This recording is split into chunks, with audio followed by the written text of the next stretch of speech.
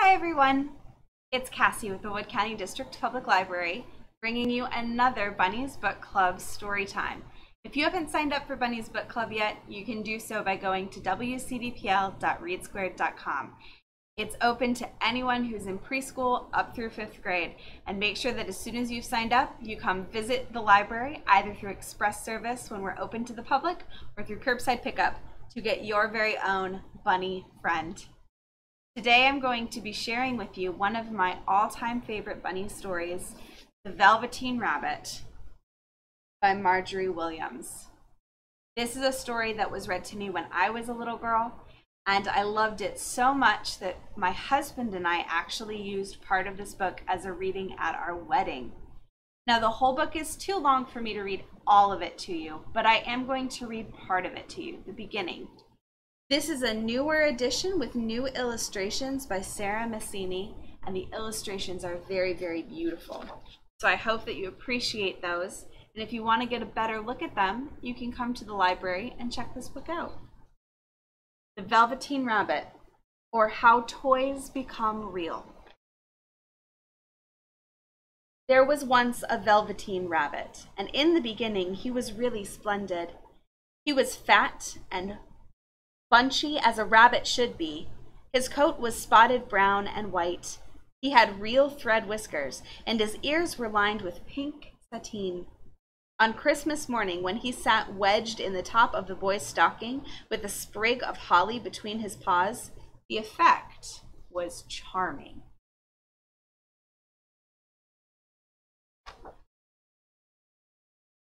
There were other things in the stocking, nuts and oranges and a toy engine and chocolate almonds and a clockwork mouse, but the rabbit was quite the best of all.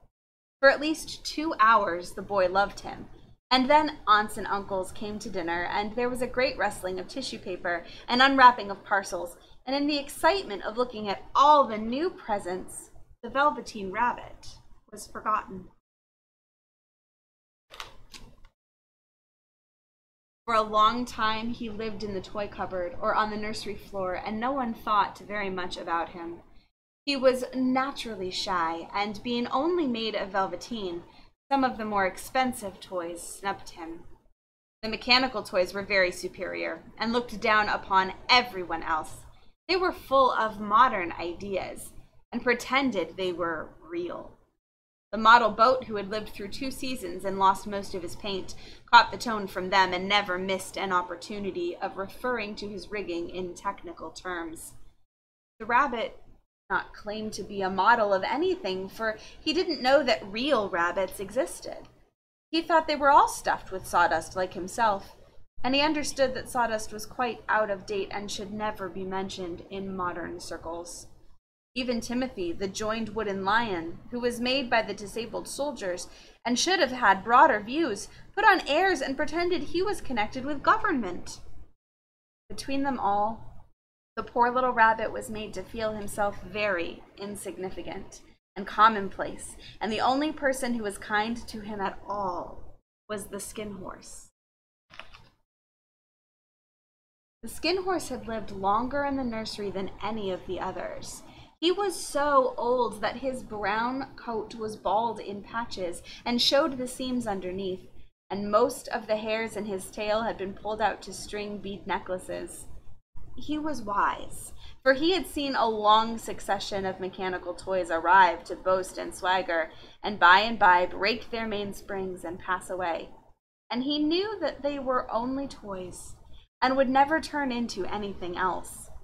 For nursery magic is very strange and wonderful, and only those playthings that are old and wise and experienced, like the skin horse, understand all about it.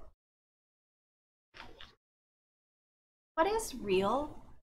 the rabbit asked one day when they were lying side by side near the nursery fender before Nana came to tidy the room. "Does it mean having things that buzz inside you and a stick-out handle?" "Real isn't how you are made," said the skin horse.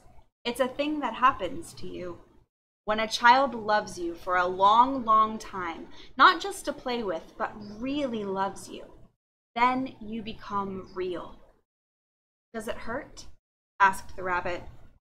"Sometimes," said the Skin Horse, for he was always truthful. When you are real, you don't mind being hurt. Does it happen all at once, like being wound up? He asked. Or bit by bit? Doesn't happen all at once, said the Skin Horse. You become. It takes a long time. That's why it doesn't often happen to people who break easily, or have sharp edges, or who have to be carefully kept. Generally, by the time you are real, most of your hair has been loved off, and your eyes drop out, and you get loose in the joints and very shabby. But these things don't matter at all, because once you are real, you can't be ugly, except to people who don't understand. I suppose you are real, said the rabbit, and then he wished he had not said it, for he thought the Skin Horse might be sensitive. But the Skin Horse only smiled. The boy's uncle made me real, he said. That was a great many years ago, but once you are real, you can't become unreal again. The rabbit sighed. He thought it would be a long time before this magic called real happened to him. He longed to become real, to know what it felt like, and yet the idea of growing shabby and losing his eyes and whiskers was rather sad. He wished that he could become it without these uncomfortable things happening to him. There was a person called Nana who ruled the nursery. Sometimes she took no notice of the playthings lying about, and sometimes, for no reason whatever, she went swooping about like a great wind and hustled them away in cupboards. She called this tidying up, and the playthings all hated it, especially the tin ones. The rabbit didn't mind it so much, for wherever he was thrown, he came down soft. One evening, when the boy was going to bed, he couldn't find the china dog that always slept with him. Nana was in a hurry, and it was too much trouble to hunt for china dogs at bedtime, so she simply looked about her, and seeing that the toy cupboard stood open, she made a swoop. Here, she said, take your old bunny. He'll do to sleep with you. And she dragged the rabbit out by one ear and put him into the boy's arms. That night, and for many nights after, the Velveteen Rabbit slept in the boy's bed. At first he found it rather uncomfortable, for the boy hugged him very tight, and sometimes he rolled over on him, and sometimes he pushed him so far under the pillow that the rabbit could scarcely breathe. And he missed, too, those long moonlit hours in the nursery when all the house was silent and his talks with the Skin Horse. But very soon he grew to like it, for the boy used to talk to him and made nice tunnels for him under the bedclothes that he said were like the burrows that real rabbits lived in. See here, they've made a tunnel under the bed. And they had splendid games together in whispers when Nana had gone away to her supper and left the nightlight burning on the mantelpiece. And when the boy dropped off to sleep, the rabbit would snuggle down close under his little warm chin and dream, with the boy's hands clapped close round him all night long. And so time went on, and the little rabbit was very happy. So happy that he never noticed how his beautiful velveteen fur was getting shabbier and shabbier, and his tail came unsewn, and all the pink rubbed off his nose, where the boy had kissed him. Spring came, and they had long days in the garden, for wherever the boy went, the rabbit went too. He had rides in the wheelbarrow, and picnics on the grass, and lovely fairy huts built for him under the raspberry canes behind the flower border.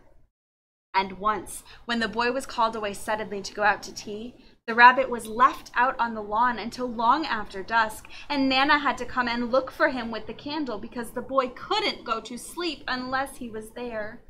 He was wet through with dew and quite earthy from diving into the burrows the boy had made for him in the flower bed, and Nana grumbled as she rubbed him off with a corner of her apron.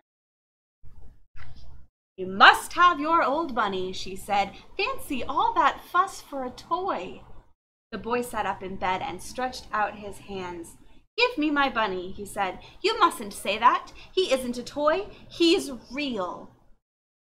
When the little rabbit heard that, he was happy, for he knew that what the Skin Horse had said was true at last. The nursery magic had happened to him, and he was a toy no longer. He was real. The boy himself had said it. The Velveteen Rabbit and the boy have lots more adventures in this book, and then the boy gets very sick, and the Velveteen Rabbit gets very worried about him. And if you want to hear the rest of the story, please come to the library and check out this copy of the book, or we have lots more. This is a wonderful, wonderful old story that maybe your parents had read to them, and possibly even some of your grandparents. I hope that you enjoyed this, and I hope that you're signed up for our Bunnies Book Club at wcdpale.readsquared.com. And we'll see you at the library soon. Bye!